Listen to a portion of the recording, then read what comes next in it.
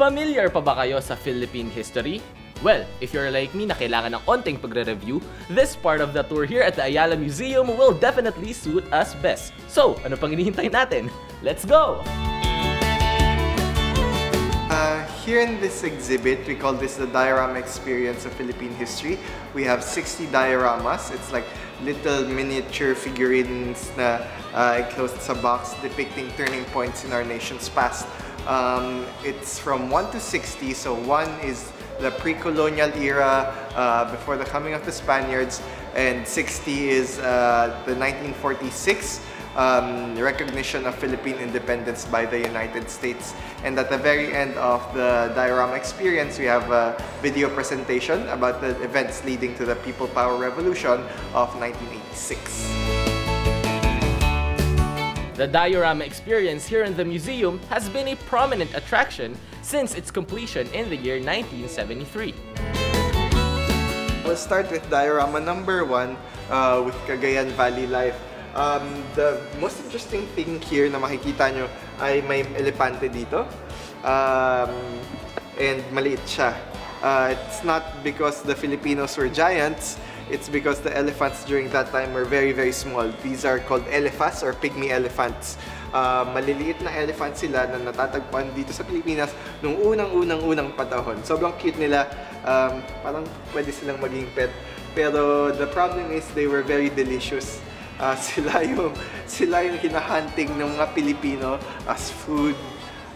So na-extinct na sila. Pero yung remains ng elephas natagpuan sa Cagayan Valley, and they dated it back to 750,000 BC. So together with the remains of the elephas, nakatagpo sila ng mga hunting tools ng mga Pilipino. That's why that's the earliest signs of life here in the Philippines.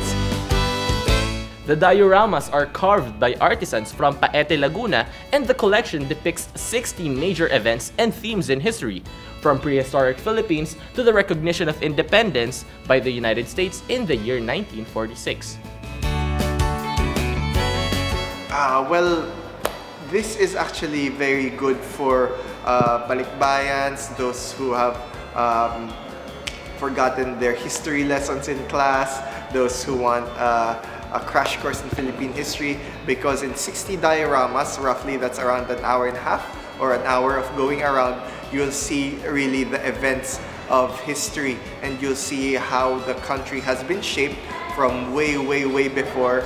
You'll see why we are like this as a nation now because of the things that happened in the past. So this is a very good crash course in Philippine history, and you learn a lot of lessons about how we are as a people through history and through the dioramas. The next dioramas, pinapakita natin yung pre-colonial life. Each diorama section is actually color-coded. So makikita nyo yung mga numbers. So simula green siya. Per era, nag-iiba-iba. So dito tayo sa green era, this is life before the coming of the Spaniards, which was very, I suppose, the building blocks of how the Filipinos were throughout history. So nakikita nyo, we started as hunters and gatherers in the early dioramas, but as time progressed, our technology evolved as well as our community evolved. From small communities that lived in caves, then we evolved, our community technology progressed until we made little barangays or barrios, communities, and from something small we did also something big. Particularly one example is the rice terraces, the Ifugao rice terraces.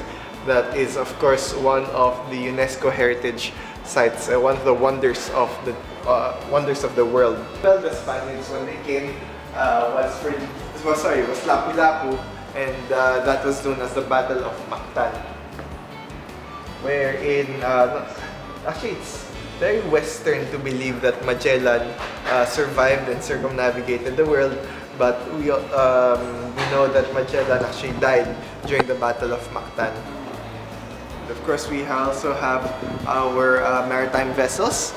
These are the different boats or vessels that have plied the Philippine seas throughout our history. So we have here sailboats, lorchas, Chinese junk, and of course, makikita niyo mamaya yung galleon, which was the main trading ship from Acapulco, Mexico to the Philippines to Spain. And the next diorama is essentially yung buhay habang nasa loob ng Intramuros or buhay under the Spanish rule. This is called the Palian Seat, where mainly the Chinese merchants sold their goods. And actually, essentially, this is the modern day. Now it's the modern day Chinatown.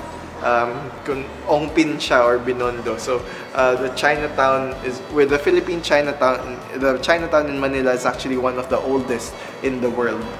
It started in around 1710. Talking about trade and merchandise, one event or one part of history that opened the Philippines up to the world was the galleon. It was the trade route from Manila to Acapulco, Mexico that opened the world to the Philippines. So dumating doon yung mga silk, yung mga ivory, jewelry, spices, tapos bumalik dito yung mga goods from the West naman. Nung nagsimula yung gera ng 1942 dito sa Pilipinas, si Douglas MacArthur at yung grupo niya pumuntang Australia while saying his famous words, "I shall return." That's his promise to the Filipino people. And yung promise niya yun, tinupad niya nga noong 1944. At the end of the war, he came back with 650 ships and 4 army divisions in the Gulf of Leyte, and that was known as the Leyte Landing, and that symbolized the end of World War II here in the Philippines.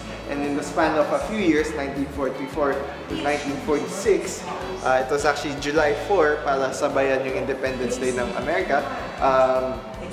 The American government turned over sovereignty to the Filipinos, and it was the first time that the Filipino flag was raised over the American flag, symbolizing our return to democracy and the return to sovereignty. And this is the start of the time where Filipinos themselves would govern their own country. Ambeth Ocampo once said, history does not repeat itself, people repeat history.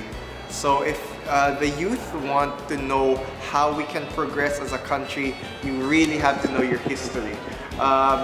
You can go through life wanting to do something, you want to change things, but if you don't know what happens in the past, if you go on changing things, but in the past, if the lesson was not to do it, another course is better, why repeat something that has happened before and has failed? So it's really important for the youth to learn history so that we don't repeat the mistakes of the past, and to move forward, essentially. You only move forward if you kind of look back. Sinong nagsabing boring ang history? O diba mga ka-tribe, learning history is fun! So whether you're a history geek or a clueless one, you will definitely enjoy this exhibit and matututo pa kayo.